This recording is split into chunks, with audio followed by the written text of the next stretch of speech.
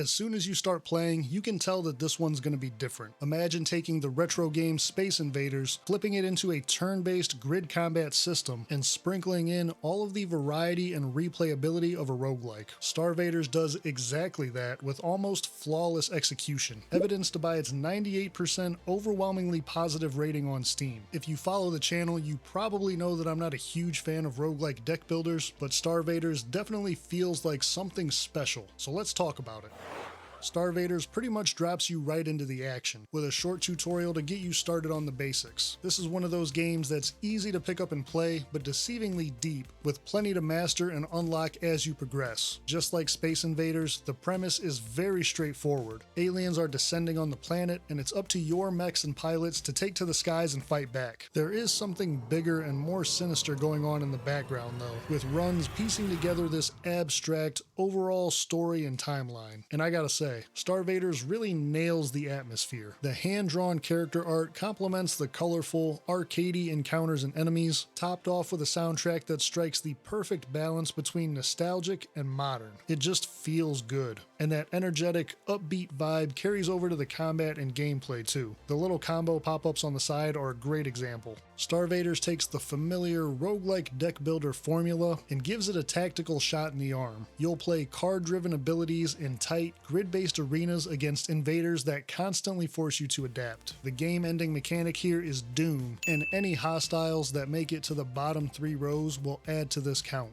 Although it's not always that simple, as some enemies have abilities that trigger Doom or add to it if not destroyed in time, making your objective a bit more complicated than just a simple game of Red Rover against the invaders. As new enemy types with abilities and modifiers introduce themselves, you'll learn quickly that planning ahead is essential, and the Doom counter is a constant looming threat, with just a couple of mistakes putting you on the edge of losing your run. I know that it crept up on me more times than I would like to admit. This variety is another strong point of the game, extending beyond just enemy types, something I'll talk more about with the meta progression stuff later. But first, let's talk about how a typical run is structured and what to expect. You'll fight through 3 acts, choosing which battles to take as you progress towards the boss. Roguelike fans might be disappointed that there's no random events in between battles, but I personally like this because it keeps the focus on the best part, the combat. There's also really not much reason for anything like that because of the way the game is designed. When you want more cards, upgrades, or artifacts, the battle choices clearly show which rewards you'll get.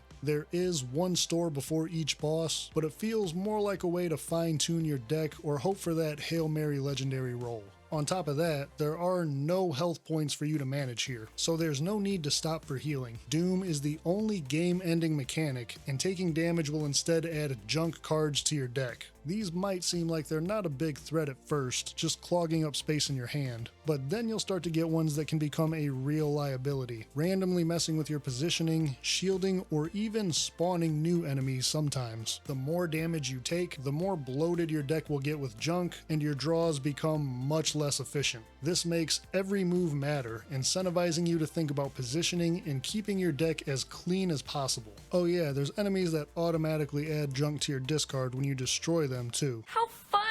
Players do have a limited number of chrono tokens they can use to reroll stores, encounters, or turns, with one thing to note: you can't undo a single move. Using a chrono token resets your entire turn, reshuffles your deck, and gives you a fresh hand. Same position, new possibilities. I actually like this a lot for those turns where you draw a hand that's all moves or all attacks and you can't really do anything. Although I do try to make the best of what I draw and minimize how often I use these, the reality is time just isn't on your side, and a reset can be just what you need to turn things around. Players begin each act with 3 of these tokens, and the only way to replenish them outside of defeating the bosses is by defeating special limited enemies or using a certain artifact. Battles are generally fast-paced, keeping you focused on moving, striking, and synergizing for those sweet combos, with the grid setup and combat system emphasizing player freedom and tactics to outplay the invaders. There is still some RNG in the card draws, but in my opinion, this style of being able to pick encounters that have the rewards you want, as well as the engaging combat, just makes Starvaders scratch a different strategic itch than most roguelike deck builders. Full runs come in at around an hour, power, you don't need a massive deck with tons of card management, so it can legitimately feel more like a turn-based arcade game, which is not a bad thing.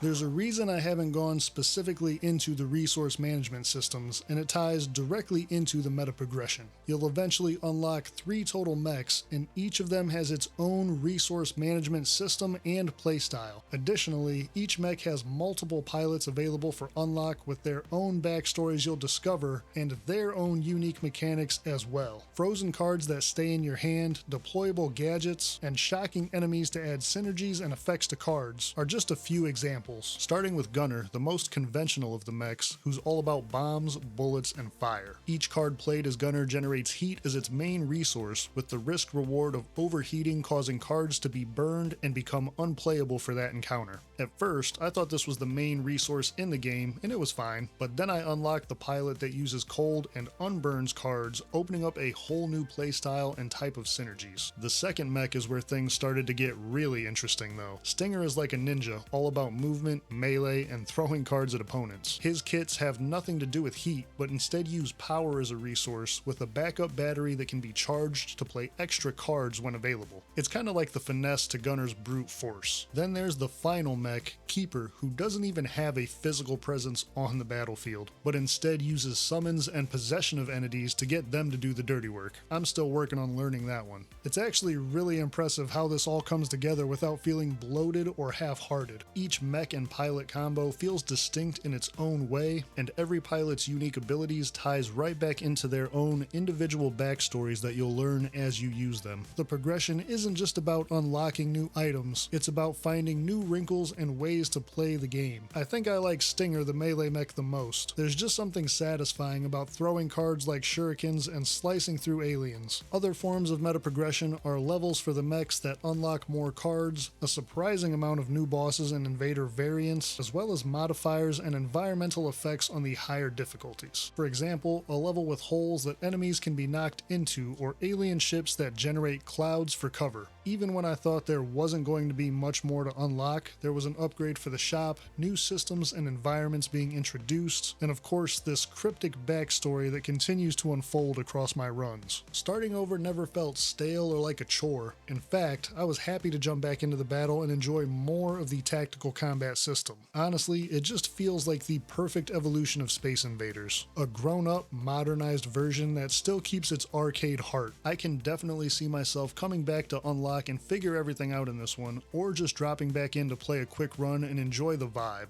With over 400 unique cards and artifacts, 3 mechs, 10 pilots, and a ton of fun to be had, Starvaders hits a sweet spot and is one of the most enjoyable roguelikes or deck builders that I've played in a while. It's worth your time, and if games like this are right up your alley, consider clicking through to the video that's on screen now.